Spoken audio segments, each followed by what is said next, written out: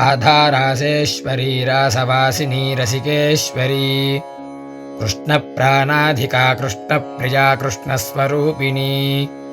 कृष्णवामाङ्गसम्भूता परमानन्दरूपिणी कृष्णा वृन्दावनी वृन्दावनविनोदिनी चन्द्रावली चन्द्रकान्ता शरच्चन्द्रप्रभानना नामान्येतानि साराणि तेषामभ्यन्तराणि च राधेत्येवञ्च संसिद्धा राकारो दानवाचकः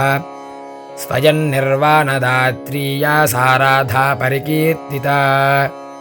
राचरासे च भवानाद्धा एव धारणादहो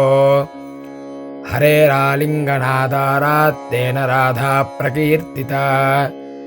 रासेश्वरस्य पत्नीयं तेन रासेश्वरी स्मृता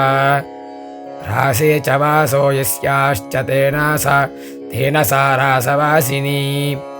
सर्वासां रसिकानां च देवीनामीश्वरी परा प्रवदन्ति पुरा सन्तस्तेन तां रसिकेश्वरीं प्राणाधिका प्रेयसी सा कृष्णस्य परमात्मनः कृष्णप्राणाधिका सा च कृष्णेन परिकीर्तिता कृष्णास्यादिप्रिया कान्ता कृष्णो वास्याः प्रियः सदा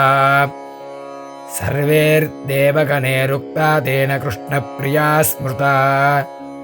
कृष्णरूपं संविधातुं या शक्ता चावलीलया सर्वांशैः कृष्णसदृशी तेन कृष्णस्वरूपिणी वामाङ्गार्देन कृष्णस्य या सम्भूता परासती कृष्णवामाङ्गसम्भूता तेन कृष्णेन कीर्तिता परमानन्दराशिश्च स्वयं मूर्तिमती सती श्रुतिभिः कीर्तिता तेन परमानन्दरूपिणी कृषिर्मोक्षार्थवचनो न एवोत्कृष्टवाचकः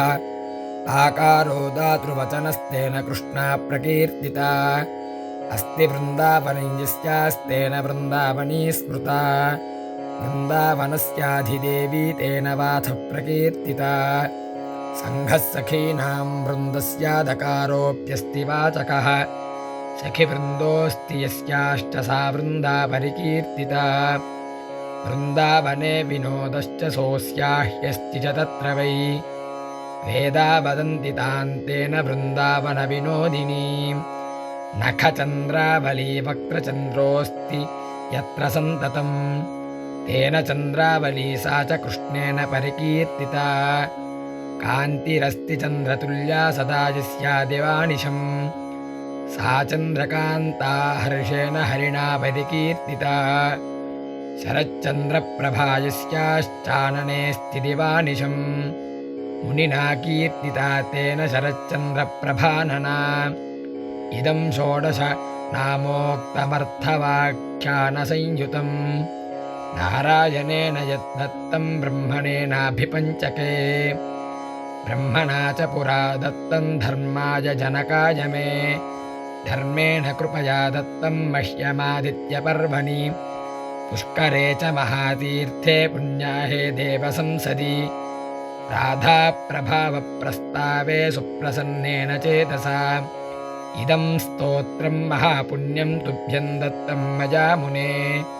निन्दकाय वैष्णवाय न दातव्यं महामुने यावज्जीवमिदं स्तोत्रं त्रिसिन्धं यः पठेन्नरः राधामाधवयोः पादपद्मे भक्तिर्भवेदिह अन्ते लभेत्तयोर्दास्यं शश्वत्सहचरो भवेत् अनिमादिकसिद्धिं च सम्प्राप्य नित्यविग्रहम् व्रतदानोपवासैश्च सरेर्विन्नियपूर्वकैः चतुर्णां चैव वेदानां पाठैः सर्वार्थसंयुतैः